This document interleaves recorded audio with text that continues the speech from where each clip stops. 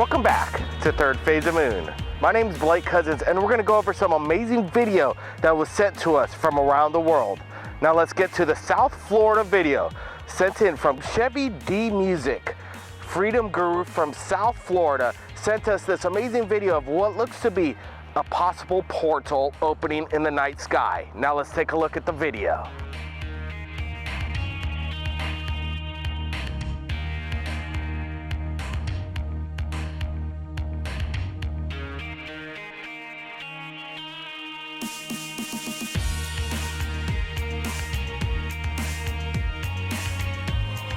Hey!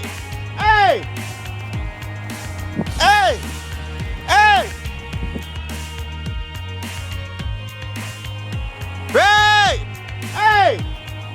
Now for our next video, submitted from the UK, the Galactic Guru continuously captures UFOs in the skies. Some people claim that this is a star, but stars don't appear in front of clouds. Now let's take a look at the video.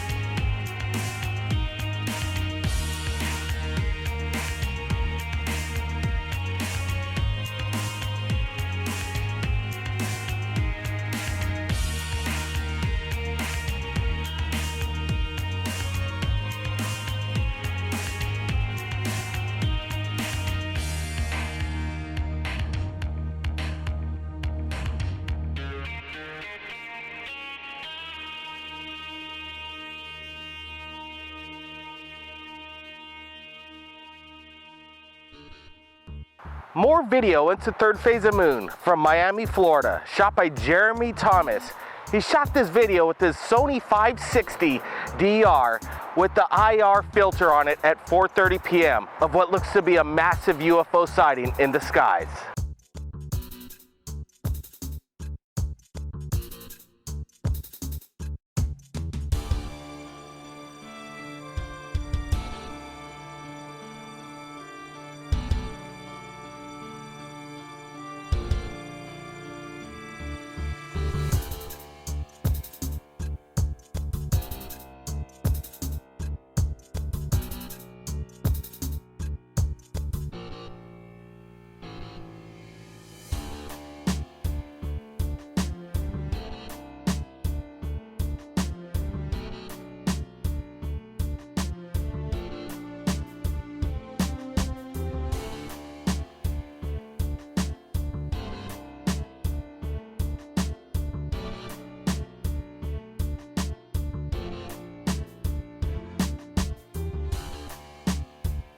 Now for our next video from Gresham, Oregon, captured by Victor Cervantes on July 28th of what looks to be a triangular shaped formation in the night sky.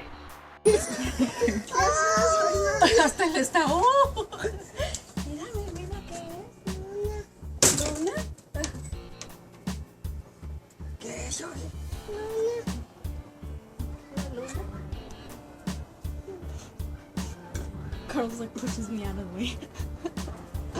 Mira, aquí en el teléfono se ve una que se está moviendo bien rápido, pero no se ve allá. ¿Cuántas son ahora? 5, ¿verdad? La otra vez eran 4, ¿verdad? Salieron de aquí también, yo creo, ¿verdad? Es que no nos fijamos porque mira, 5 lunas. Oh, mira, una ya se apagó. Son quemadores, bien. Esos, sí, miré. Sí, una ya se apagó bien, mira. ¿Sabes qué son? Butane burners. Con bags así. ¿Órale? Ajá. ¿Quién sabe, Franco? La otra vez los vimos desde... ¿Ves? Ya nomás hay 3. Salieron aquí, eran redondonas así. Pero de lumbre. así, ¿da? Diferentes. Estas diferentes a las otras. ¿Tú crees que otra gente no las ha visto? Sí. Mucha gente ha de estar viendo. Now, more incredible video from Copenhagen, Germany, submitted by Ayubi Schmidt.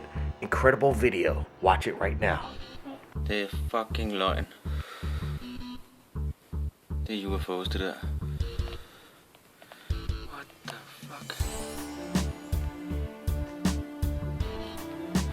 What's the real deal, man?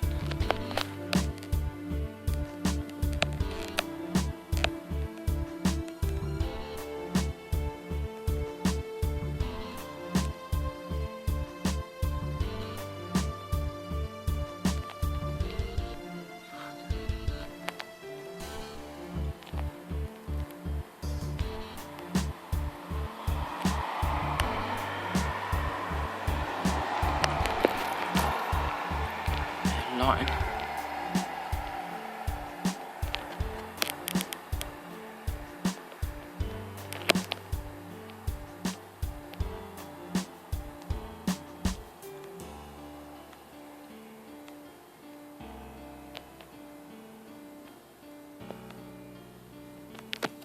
What?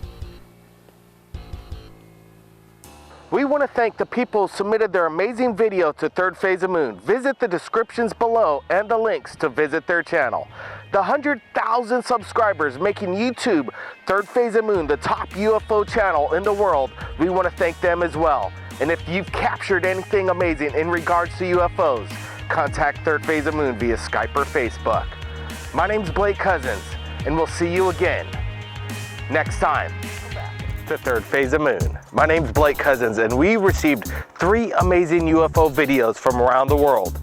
Now let's get to our first video when a couple driving in Florida notices amazing lights in the night skies.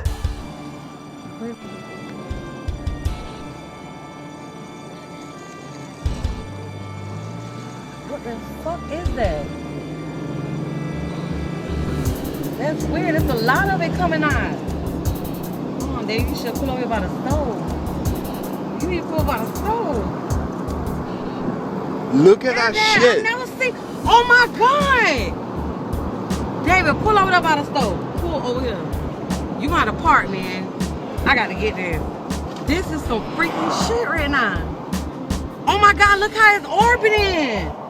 Oh my God, that's scary. Oh, I can't see the tree. Hurry up, David. Oh my God. You got to pull over. We got to get out the car and look at this. Shit. Hey, we gotta get out. Pull over right here. That looks so freaky.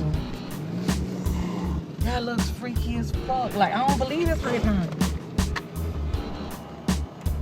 And look how it's falling. Like, it's really, really falling.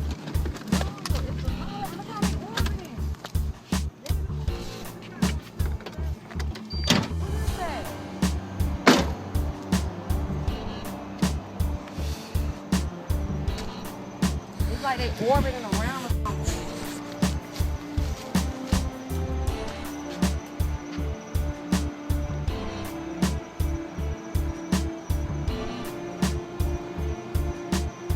So up here is like 6 lights going down and like dropping fire as they go. They look kind of like flares, but I mean the way they're moving is not.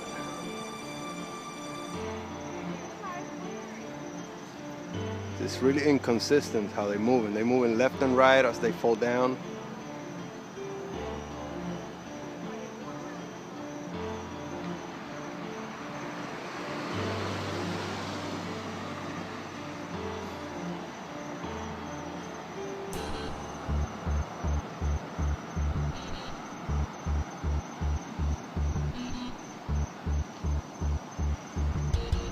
Now, for our next video from UFO Hunter, the JSB 007 from the UK, submitted this amazing UFO video to us of what looks to be 2 incredibly bright lights in the daytime skies.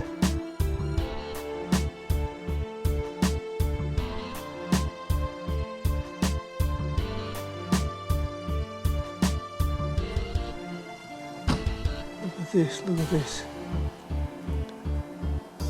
Beautiful, beautiful, beautiful, beautiful. daytime. Well, not quite daytime, but two. Started off as one really big bright light and just split up into two. And they're both just sitting there. Look at this.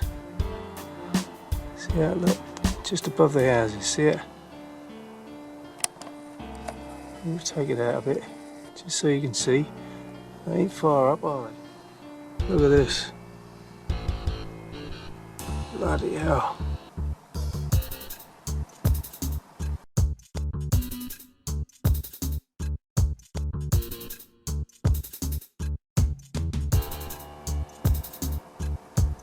Wow.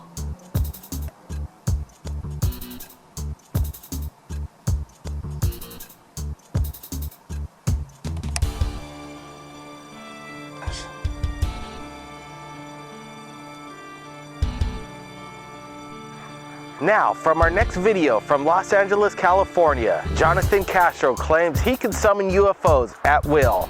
Now let's get to this video of what looks to be a luminescent morphine UFO.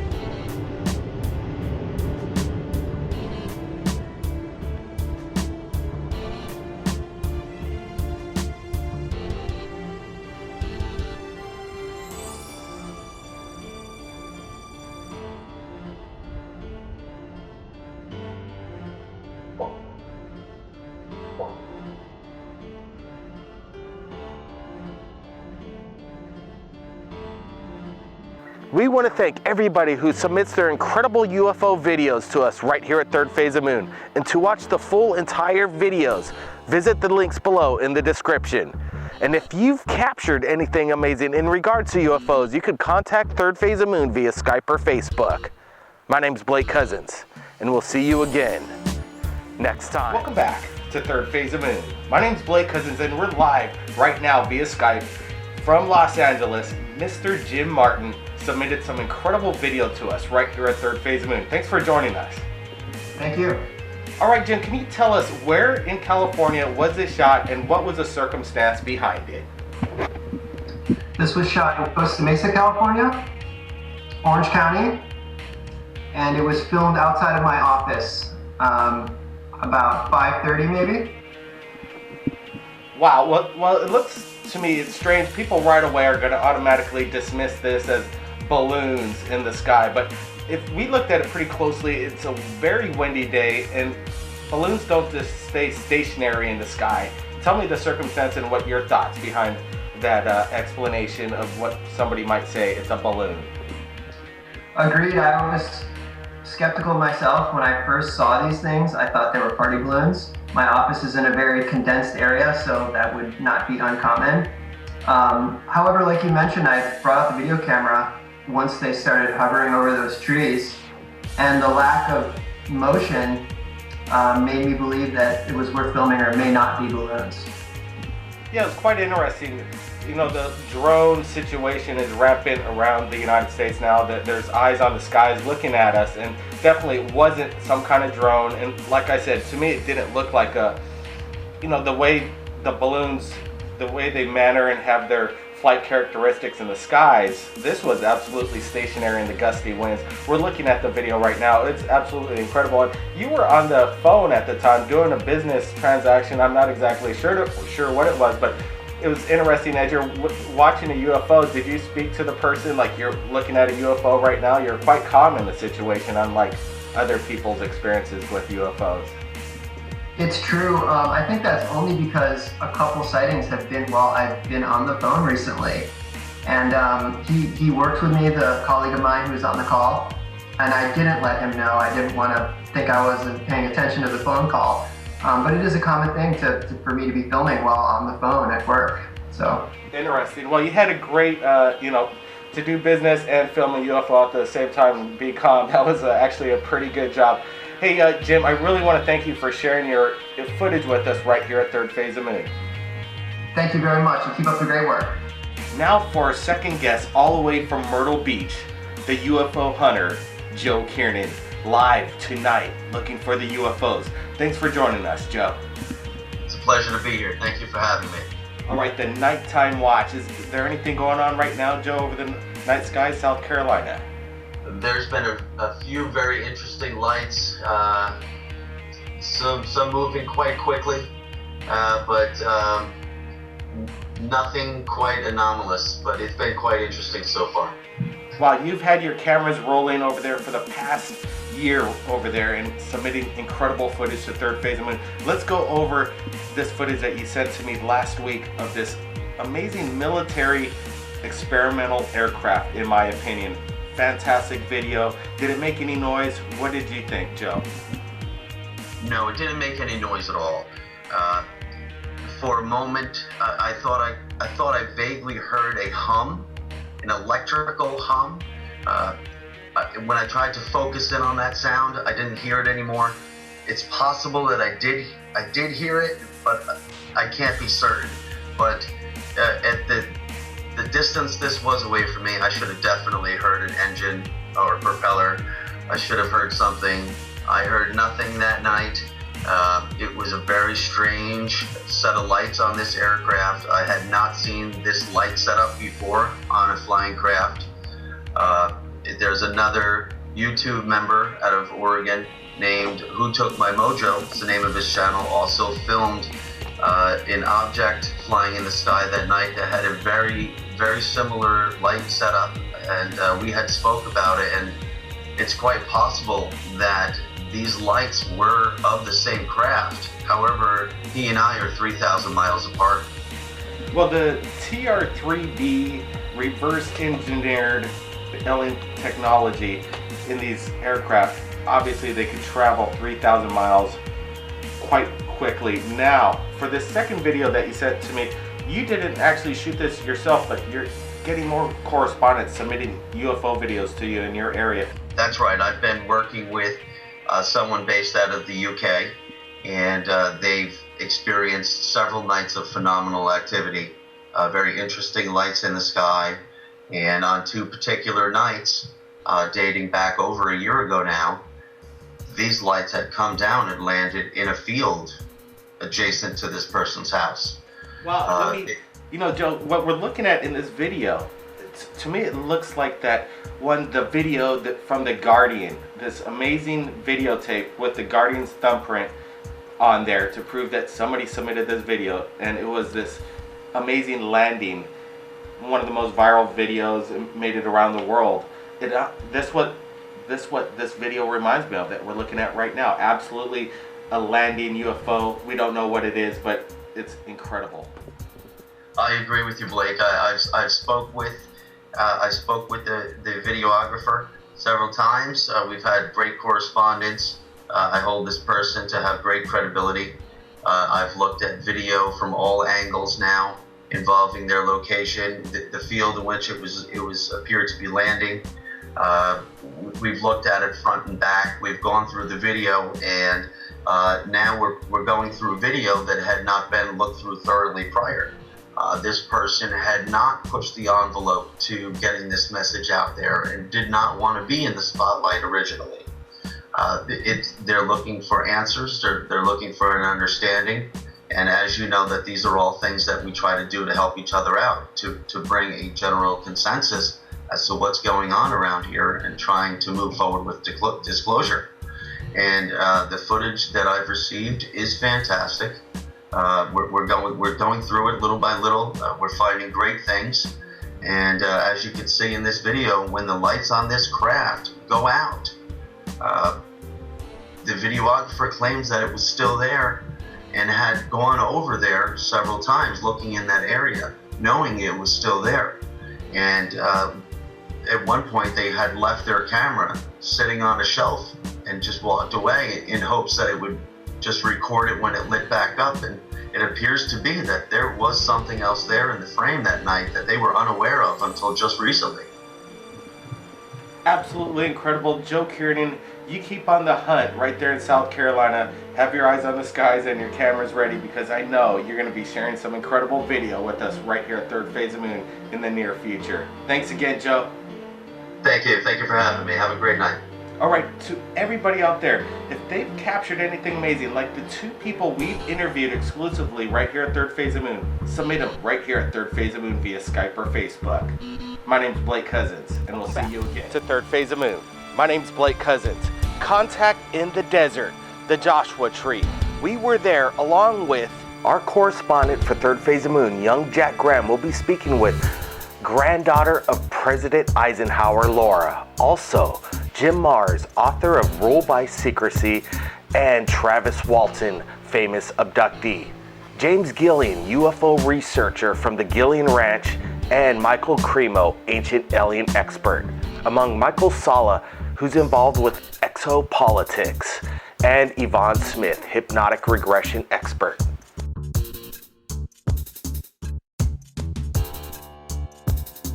Now, this weekend, I got the chance to interview a lot of great people. The one person that really stuck out to me was Dr. Micheal Salla. His background's in exopolitics, and I feel like he really knows the inner workings of the government and exactly what they hide from us. I taught at American University in international politics, and I did research on ethnic conflicts, and I came up with plans for resolving those conflicts, and that was something that gave me a background in doing field work in difficult situations and trying to discern data where governments often are very reluctant to share this data. And so that is something that I've applied to this new field that I've become interested in, which is called exopolitics. I was working in the woods in 1975 with 6 other men. We encountered an object on the way home. I got too close to it, got injured, and was taken aboard. I think probably to revive me. The crew were accused of murdering me and making up a story about my disappearance to cover up for a murder, and so they took lie detector tests, which they passed. And the rest is history. At that time, there were 6 past tests in connection with this, and the president of the American Polygraph Association said the odds were over 1,000,000 to 1 that there could be any mistake in the testing. But now there's been 16 past tests. I've passed 5 different tests from 3 different examiners, all of those with strong law enforcement work history.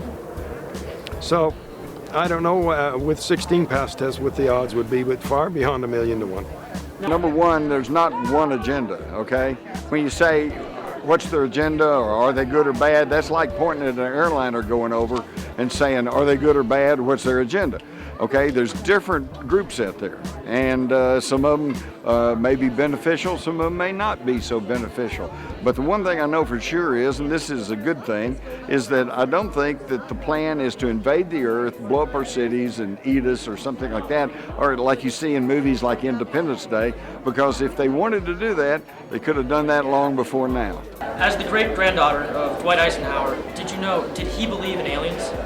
Well, he must have. I never met him. I never really heard, from his mouth, but from whistleblower testimony and a lot of different information that's out there, it's clear that he definitely had contact with extraterrestrials.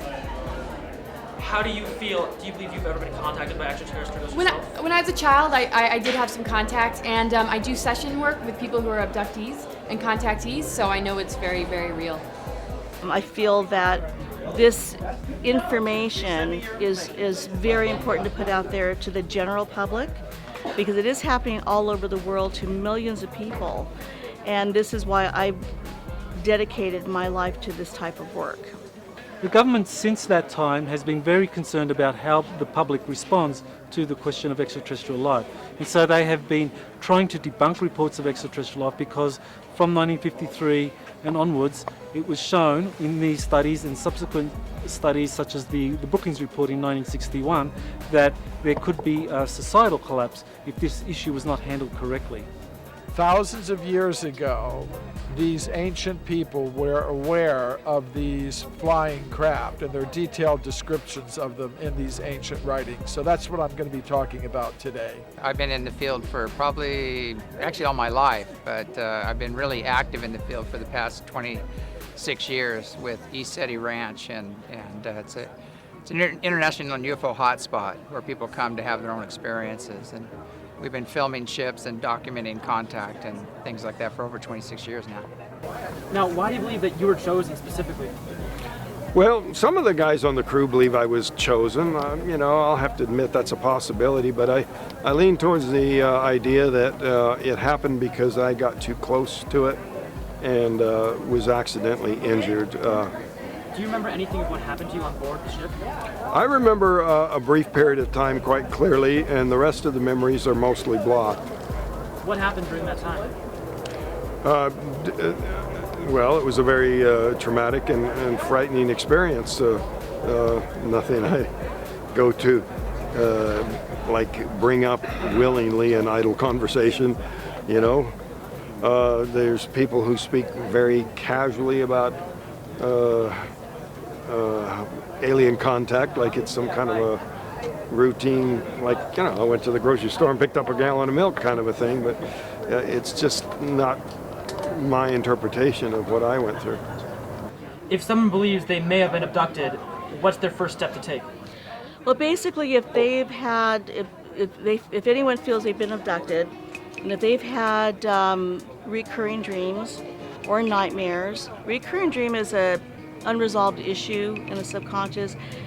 If they're dreaming about eyes, sets of eyes looking at them, or a fear of owls, fear of, you know, a large animal, say deer, it's the eyes that people focus on, but they don't know why. A fear of perhaps driving down a particular piece of highway, or a fear of entering a certain room in their house, or a stretch of road. I mean, there's just little bits and pieces. I have a whole list that I could send people if they really suspect that they have been abducted. But because of the bits and pieces of memory and because of the dreams and nightmares, some people will suspect. Most obviously, if you wake up the morning after with a very strange mark on your body, especially in a geometric shape that was not there before, then I would say most chances are that something happened to you. It's been an ongoing area for contact for a long time, because Kenneth Arnold, who lost sight of the ships when they descended on the western slopes of Mount Adams, and he coined the word flying saucers. But they also, the Native Americans there also know about the ancient lore. They were interacting with them until they closed things down, and they closed the doors down because we were too aggressive on the exterior, so they stopped. But it has a long, long history of activity, and we built a spiritual retreat there, and we're doing our spiritual practices, and then we actually engage contact because we rose to the occasion. If you had one message for Third Phase of Moon viewers out there, what would you say? The one message I would say is that if you disregard the issue of UFOs and you just go ha-ha and you don't even pay attention to it, you'll never know what's going on in this world, because you just threw out a big piece of the puzzle. We can't have anything in secrecy anymore, and as much as they used to think maybe that humanity wasn't prepared, we can't risk having the secrecy happen. There are some that want that secrecy for means of control, but I know that he wanted us to know what's going on for us to be able to take charge. That's why he warned us about the military-industrial complex. Do you have one message to all the Third Phase of Moon viewers out there? If you could say one thing to them, what would you say?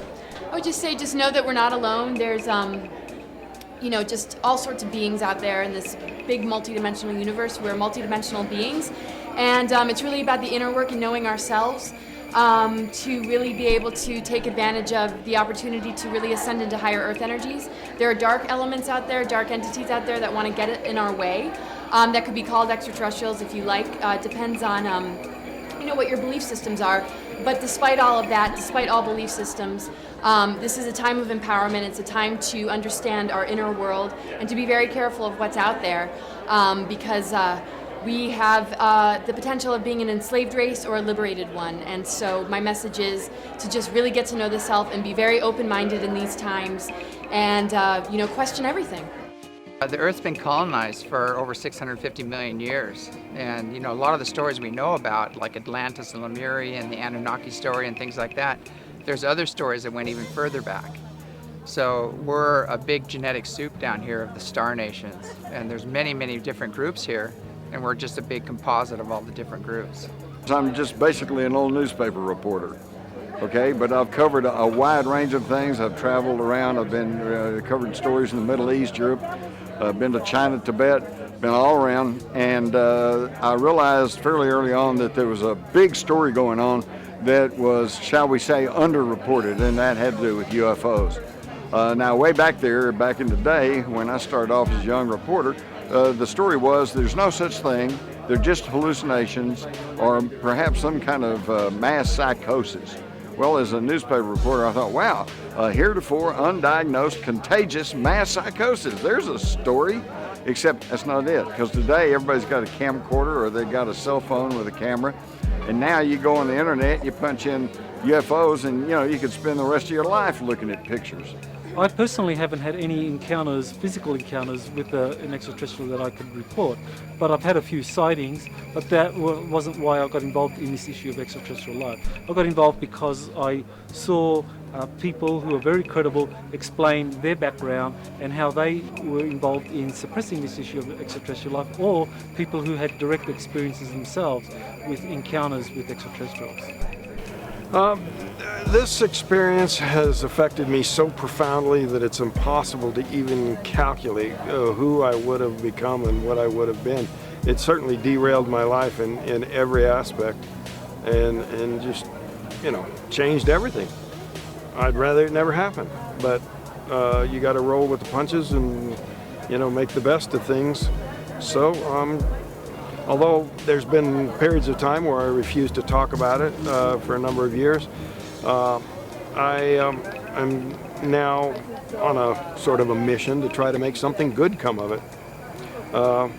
If I had one thought that I would like to leave people with, it's that if, in judging the validity of such reports, it's very important to first get all the facts. And I'm saying this not just to people who don't want to believe, but people who accept the reality of the phenomenon. You still have to judge each case on its own merits and get the facts first. They've been back engineering the technology, and whoever has the best technology usually wins the wars. You know, so they've been covering it up for the past 60 years intensely because they didn't want the public or other countries to know that we are back engineering that technology. So it's a national security issue that has a stronger, well, it's higher than the nuclear things as far as keeping things covered up.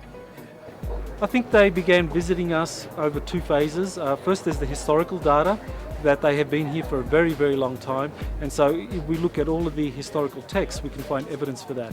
And I think the modern era really began with the development of atomic weapons, that the extraterrestrials began to show up, especially around sites where atomic weapons were deployed, and they began to monitor these sites. And for example, the Roswell site, where you had the very first documented crash, was a place that was housing the very first nuclear-armed bomber wing in the United States Air Force. We're all extraterrestrials.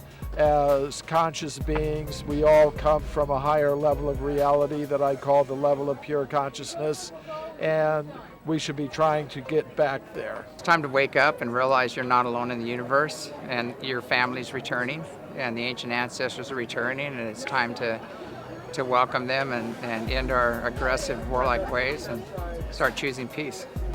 Message to the world from the third phase of the moon radio show with millions of listeners. I would say if you want the latest in information, not only on my subject, but all aspects of the UFO phenomena and related aspects, and it's a huge subject, tune in and listen, because you're going to get an earful. We want to thank our special correspondents on the ground at the Joshua Tree, young Jack Graham, along with Dr. J. Andy Elias. And if you've captured anything amazing in regards to UFOs, you could contact Third Phase of Moon via Skype or Facebook. My name's Blake Cousins, and we'll see you again next time.